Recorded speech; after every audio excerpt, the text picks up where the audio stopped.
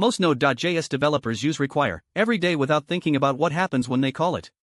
Let's change that. When you call require./mymodule, Node.js doesn't just load a file. It runs a small piece of code called the module loader, and understanding that loader explains nearly every confusing behavior you've ever encountered with Commonjs modules. The book walks you through building a simplified version of the module loader from scratch, a homemade require, and this exercise is worth doing mentally. Here's what happens step by step. First, Node.js takes the string you passed to require and resolves it to an absolute file path. This resolution algorithm has specific rules and we'll cover them in a moment. Second, Node.js checks a cache. Every module that has been required before is stored in require.cache, indexed by its file path. If it's there, Node.js returns the cached exports object immediately and does nothing else. Third, if it's not cached, Node.js creates a new module object with an empty exports property and an ID property containing the file path. It adds this module to the cache. Then it reads the file from disk. Fourth, and this is the part that makes module scope work, Node.js wraps the file contents in a function. Not metaphorically, it literally wraps your code in a function that receives 5 arguments: exports, require, module, ___ filename, and ___ dirname. This is why these variables are available in every Node.js file without being global. They're function parameters. Fifth, it calls that wrapper function. Your code runs. You attach things to exports. Sixth, Node.js returns module.exports as the result of require. Notice it returns module.exports, not exports. This distinction is about to become very important. Here is the single most common source of confusion in Commonjs modules, responsible for countless hours of debugging. Let's resolve it once and for all. When Node.js creates a new module, it sets up a module object with an exports property, which starts as an empty object. It also gives you a variable called exports, which starts as a reference to that same object. Both module.exports and exports point to the same object initially. If you add properties to exports.greet equals function, you're modifying the shared object, and those properties appear on module.exports too. This works fine. But here's where it breaks. If you want to export a function directly, not an object with functions attached, but a function itself, you might try writing exports equals function myfunction. This does not work. Why? Because assigning to exports doesn't change module.exports. It just makes the local exports variable point to a different object. The original module.exports object, which require returns, is completely unchanged. The function you just assigned to exports is lost. The fix is straightforward. When you want to replace the exported value entirely, export a function, a class, or a primitive you must assign to module.exports directly. Module.exports equals function myfunction. This works because you're changing the object that require actually returns. The mental model is, exports is a convenience shortcut for adding properties to module.exports. It's useful for the common case of exporting multiple named things. But module.exports is the real thing, it's what callers receive. When in doubt about which to use, just always use module.exports. It never surprises you.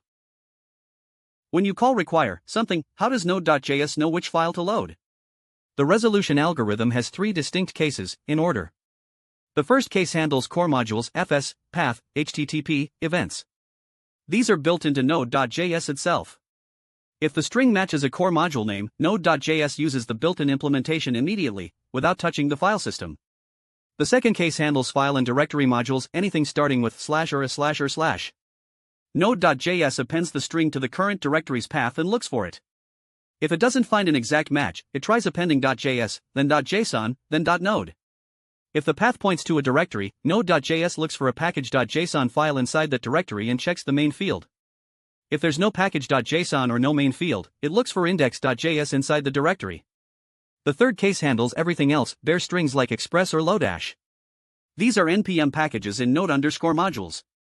Node.js starts in the current files directory and looks for a node_modules folder. If it doesn't find express there, it moves up one directory and looks in that node_modules.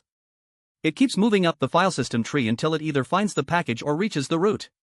This hierarchical resolution is how you can have multiple versions of the same package installed in different parts of your project. Now, the module cache. Every module is cached after its first load. The second time you require the same file path, you get back the same exports object, not a freshly evaluated copy. This means Commonjs modules are effectively singletons. If module A and module B both require the same database module C, they both get the exact same database object. This enables a pattern where you require a shared stateful object from multiple places and they all share the same state. Here's a scenario that seems like it should cause infinite recursion but doesn't. Module A requires module B requires module A. Does Node.js spiral into an infinite loop? No. But what happens instead is subtle and important.